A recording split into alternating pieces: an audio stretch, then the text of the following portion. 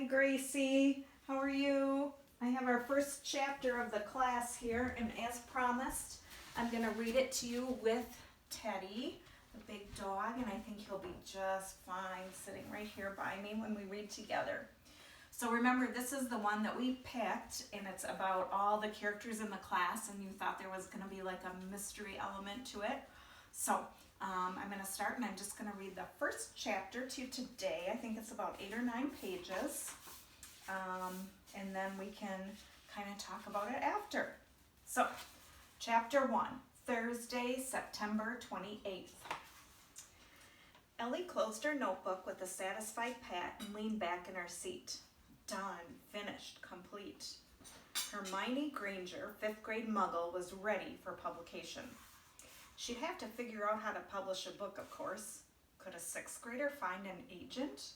Because Ellie was pretty sure you had to have an agent if you wanted to get a real book published, which is to say a book with a cover and pages, a book people could buy in bookstores.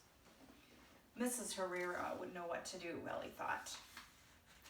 Mrs. Herrera was the sort of teacher who would have a dozen great ideas for getting your first novel published. Even better, she wouldn't look at Ellie like she was crazy. Publish a book? You just started middle school, and you think you can publish a book? That was the sort of thing other adults might say, but not Mrs. Herrera. Ellie reached into her desk and pulled out her spelling notebook. There were 15 minutes left in study hall, plenty of time to finish her language arts homework. She'd still have Spanish to do when she got home, but Spanish never took long, 10 minutes tops. She could zip right through it and then get started on a new novel now that she was done with Hermione. It was the perfect sort of day for starting a new novel, Ellie thought as she uncapped her fountain pen, the air just cool enough that she could sit on the front porch swing wearing her cozy green sweater. The perfect sort of sweater to wear when you were writing your second novel in the last week of September. Cerulean. Oh, Lulu, it's okay. Cerulean, Ellie wrote down, her pen making a satisfying scratch on the paper. A shade of deep blue. Sentence. As we stood on the beach, we looked out on the cerulean blue ocean. But what should her new novel be about? When she'd started Hermione Granger, 5th grade muggle in June, she'd known exactly what she wanted to write. J.K. Rowling had barely said anything in the Harry Potter books about Hermione's pre-Hogwarts years, and Ellie was dying to know what she'd been like before the book started. When had she discovered she had magical powers? Was she always the smartest one in her class? Did she have any friends? If she did, what kinds of friends were they? Good friends, or the kind of friends who turned on you? When Ellie realized she might never know the answers to these questions unless she made them up herself, she'd started writing. Paradigm, Ellie wrote now, an example or pattern of something. Sentence, I could write a book about how Lila Willis is a paradigm of a terrible friend. Ellie glanced up from her desk. Lila was in the book nook with Rosie Nichols, passing a notebook back and forth. Ellie could just imagine what they were writing about. Who liked who liked someone who didn't like them back, who was best looking, who was worse looking. After school, they'd send out a series of group texts to everyone in Mrs. Herrera's class with all the information they'd compiled. If Ellie made one of their lists, it was usually the biggest geek list. She was typically number 3 after Stephen Morrissey and Ben McPherson, although sometimes she nosed ahead of Ben into the number 2 slot.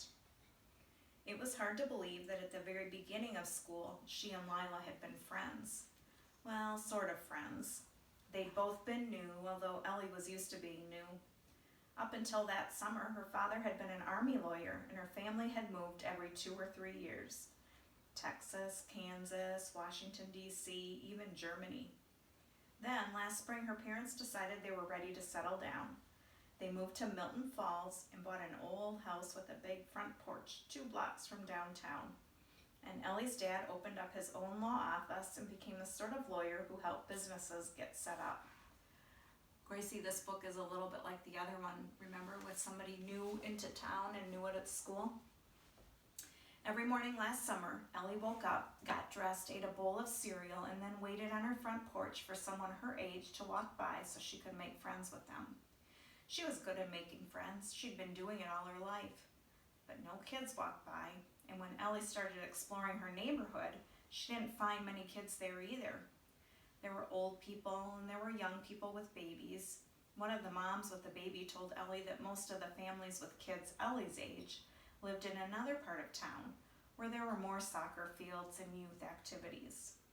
So Ellie couldn't wait for new student orientation, which took place a week before school started. She'd finally get a chance to make some friends. And sure enough, after the principal gave a talk about what a great school Milton Falls Middle School was and how every student mattered, all 800 of them, a girl came up to Ellie and said, "Are you in 6th grade too? You look like you're in 6th grade." Ellie had never had a friend like Lila Willis before.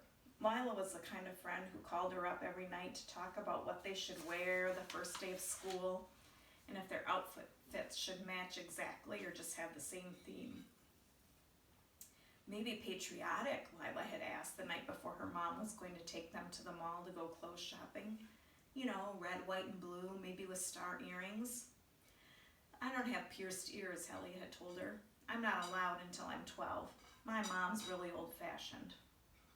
"You can get your ears pierced at the mall tomorrow," Lila said, "and then you can tell your mom you thought she meant 6th grade. "I can't do that," Ellie said. "I don't want to lie to my mom." "Everybody lies to their moms," Lila said. "Like when my mom asked me how long I've been watching Netflix. I always say about 20 minutes, even though it's been 2 hours. She always believes me."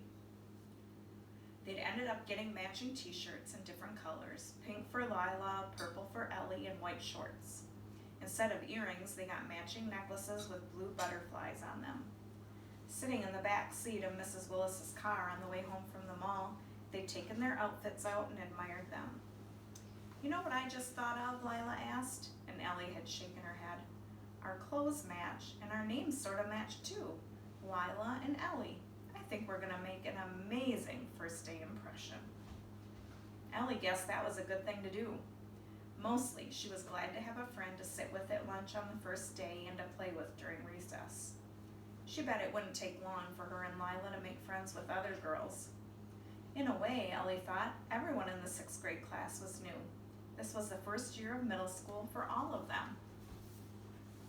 The two prettiest 6th grade girls, Rosie Nichols and Petra Wild, kept to themselves the first 2 weeks of school, while other girls hovered nearby and looked for opportunities to offer a Kit Kat bar or a compliment. "Rosie and Petra think they're so special," Lila had sneered. "Let's ignore them."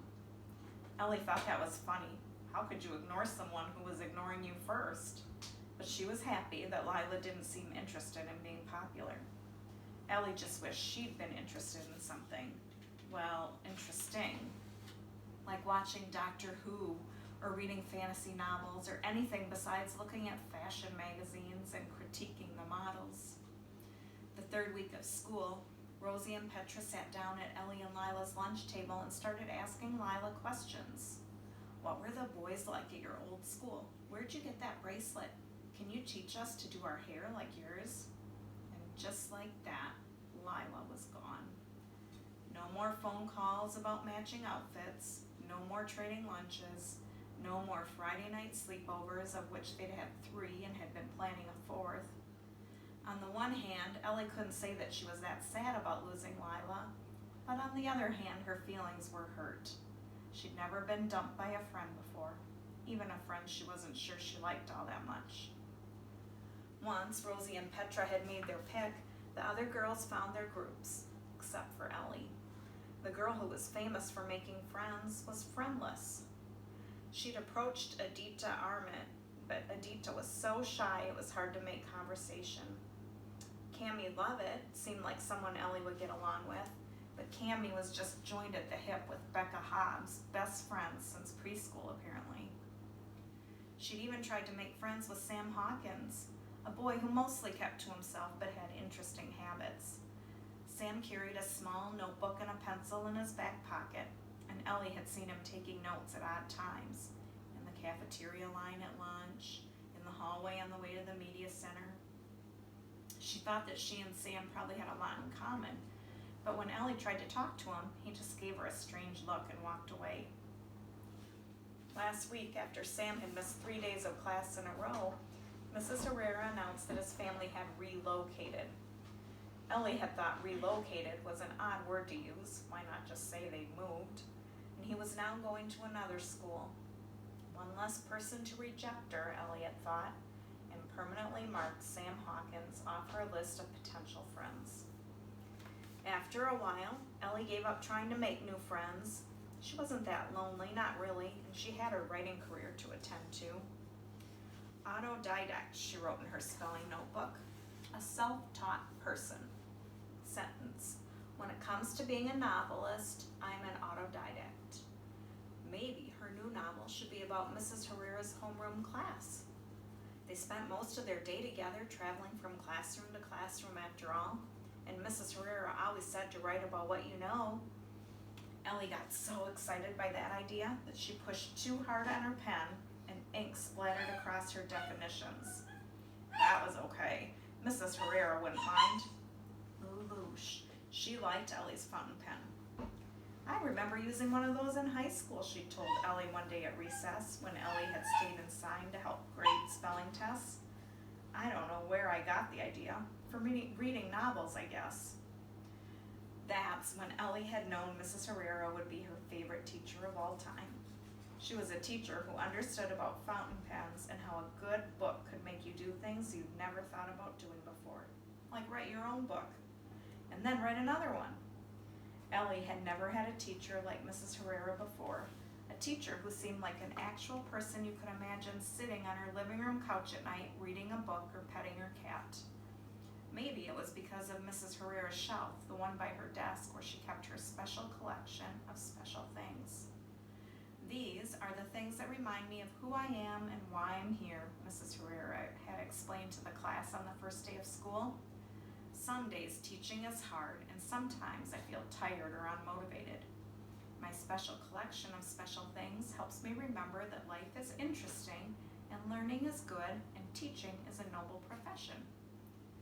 Some of the items in Mrs. Herrera's collection were so personal that they didn't mean much to Ellie. There was a small framed photograph of Mrs. Herrera's favorite teacher ever, for instance, the one who inspired her to become a teacher herself, and there was a key to her first apartment, which was her first experience of independence and freedom. Ellie understood why they were special to Mrs. Herrera. They just weren't special to Ellie. What Ellie loved best was a small blue bowl filled with sugar cubes from all the wonderful places Mrs. Herrera had had high tea. The Savoy in London, Angelina's in Paris, and the Plaza Hotel in New York. Ellie had only heard of the Plaza because of Eloise, and she wasn't exactly sure what high tea was as opposed to regular tea, but she loved the paper-wrapped cubes of sugar so much she had to stuff her hands in her pockets whenever she was near Mrs. Herrera's special collection, so she wouldn't snatch one and run away with it. Ellie understood the importance of having special things. She had special pens and special notebooks. She never mixed them up, never used her drawing pen for writing, never wrote spelling words in her art journal.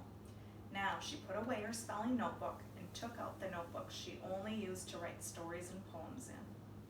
On the top of the first blank page, she printed the class in her neatest cursive, and then she started to write. So that, Gracie, is the end of chapter 1.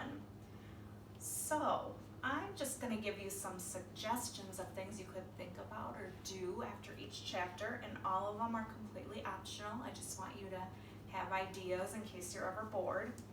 And after reading this chapter, I'm wondering if you could find some things that might keep you motivated to keep learning during this crazy time in our world right now when we're not in school, but we have learning that we could still be doing. So are there things that you have or pictures you can find of maybe places you want to travel or things you want to do that help you remember that education is important and learning is always important? If you ever want to FaceTime, just go ahead and do that. I'll send you guys my phone number and we can chat sometime. So I hope you like the first chapter, and I hope you like Teddy, and I will see you soon. Bye-bye.